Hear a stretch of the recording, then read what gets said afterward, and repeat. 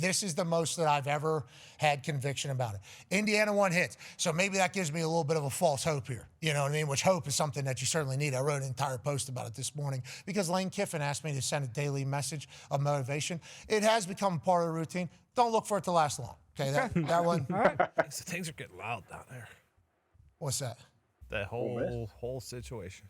Yeah. Is he still reading a daily message? He did put out his daily message as well, but it's getting hot down there. What do you mean it's getting hot down there? I mean, obviously he's gone. We know that. What? Who said that? I mean, I'm just saying, nobody said that, but in my humble opinion, he's out of there. See ya. All right, we'll put it on the ticker. We'll put it on the ticker. I mean, come on now. Like when you had him on, he was great. He was really good. I love him. I love everything about him. That's why he's being recruited by all these great schools. So what? I think all three places are getting real tired of waiting. Yeah, a lot of shit or get off the pot. Yeah, you talk to a couple Ole Miss fans, and they are damn near at the point where, sure, if he comes back, whatever, we're still going to hate him now. What? That's just that is just the Ole Miss Reddit mills, if you will, the rebel Reddit. The message boards. Yeah, the message board. They're still throwing their fastball, it sounds like. Yeah. Oh, yeah. I haven't been able, believe it or not, to look at college football message boards since the year 2008. Uh-huh. Yeah. Okay, so I have Still not, alive. I've tried not to ever, even I don't want my algo to think yes ever to that, just because, boy, I've been on the receiving end, and I assume they are pretty talented in it. They are not a happy bunch either, and they are very passionate, So I'm happy to hear that those are still throwing 100 on the paint and everything like that. He came on the show to clear up that there's been no ultimatum. He was doing yoga 6 a.m. with the athletic director. Yeah. And the fans don't give a shit whether there's an ultimatum or not. They have one. Mm-hmm. No, I think they just see the writing on the wall. You see all these openings. You see all these different coaches. These universities, what are they doing? What are these coaches doing? They're signing massive new contracts to stay at their school, so they're not lured away to the Penn States, the Floridas, the LSUs of the world. Lane Kiffin's just, hey, I'm going to bide my time. I'm going to bide my time, which typically means we're going to have a great season. That season's going to end, and then I'm going to go somewhere else. No! And when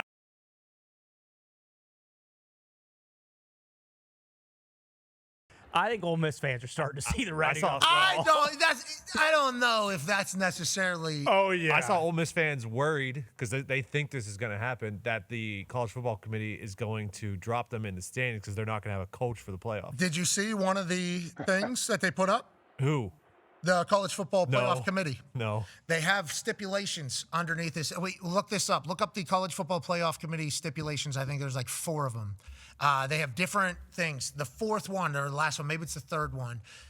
It basically says, can judge a team depending upon who would be absent from the players and also from the coaching staff if the playoffs were to happen. Can judge or dock a team for that. It's in there. And I think that's in there because of Jordan, right? A couple of years back with Florida State. Yes. That'll be in there forever because it should be in there. It should be in there. I agree. And they also give themselves hey, if we want other relevant factors such as unavailability of key players and coaches that may have affected a team's performance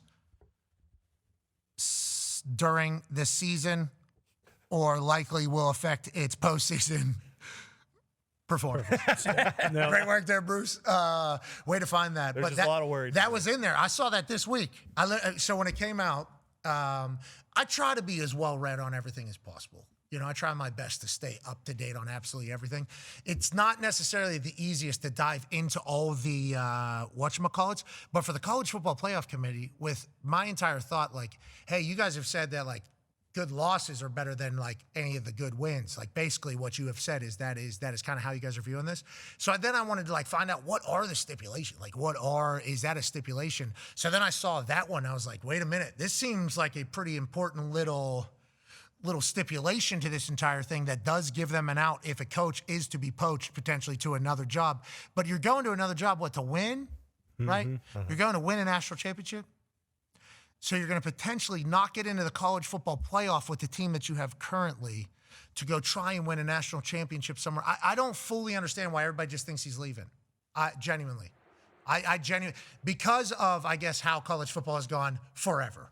And I was at West Virginia when Rich Rod went to Michigan, okay? And we were hopefully going to be in a national championship the next year. So I understand that, this has been the thing. But you watch that doc with Lane, okay? You watch that doc with Lane. He is a unique character. I think we can all say that whenever it comes to being a college football coach and how he does things. There is a chance that he is enjoying the hell out of what he has at Ole Miss. And if they have money, which I don't know if they do, they might not have like Oregon and like Penn State, Ohio State, Texas Tech. Like, I don't know if they have like the highest money, but I think if the money is all kind of comparable at all these places, not saying they are, I don't know what everybody's finding. And nobody's really come out and said, right? I've been pressing. I have. That's what I want to know. Ask Lane if they have offered him an extension. Then we can kind of gain some info, I bet.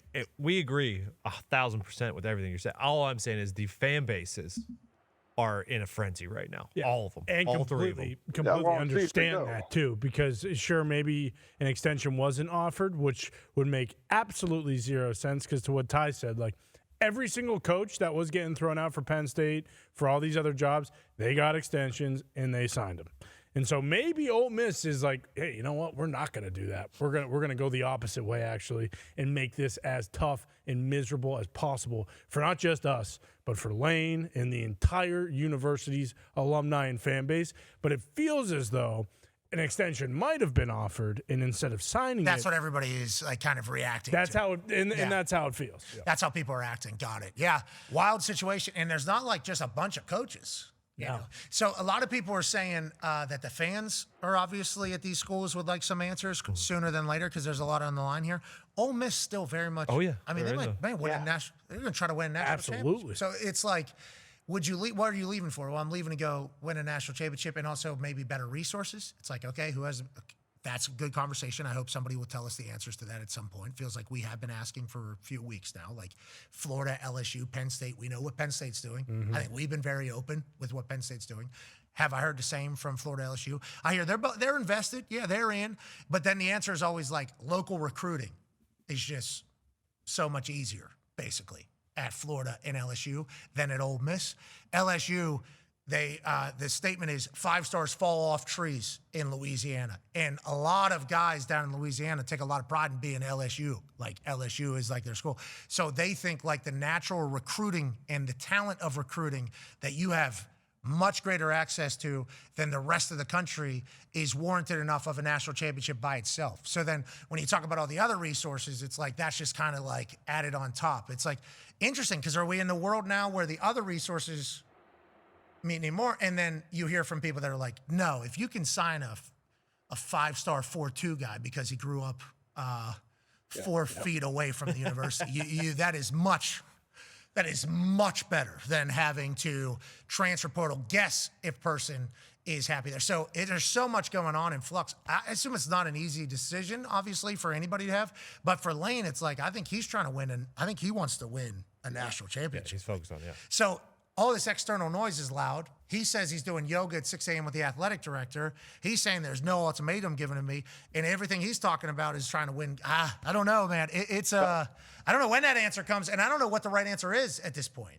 Especially with the college football playoffs now, like how do you do, like I know we played, Mark D'Antonio took the Cincinnati job. He was our defensive coordinator at Ohio State, but he coached us. He agreed to take the job like at the beginning of bowl practice, I believe. And he was with us all through bowl practice, but he had already accepted that job at Cincinnati. So he coached us through all that. He coached us in the bowl game. And then, he's hugging us and crying on the field afterwards, knowing he's leaving. But he's sitting there on the bus trying to like put his staff together, trying to bring recruits in. Like it's a thing, but you can't be doing that through a college football playoff run. No, especially where the transfer portal window is too. Think about where the transfer portal window is. So like, the other places are certainly thinking to themselves, you need to be in here by, I think there's a December signing day, and then also transfer portal, and we need to have that whole thing figured out by then. College football playoff runs after that. So,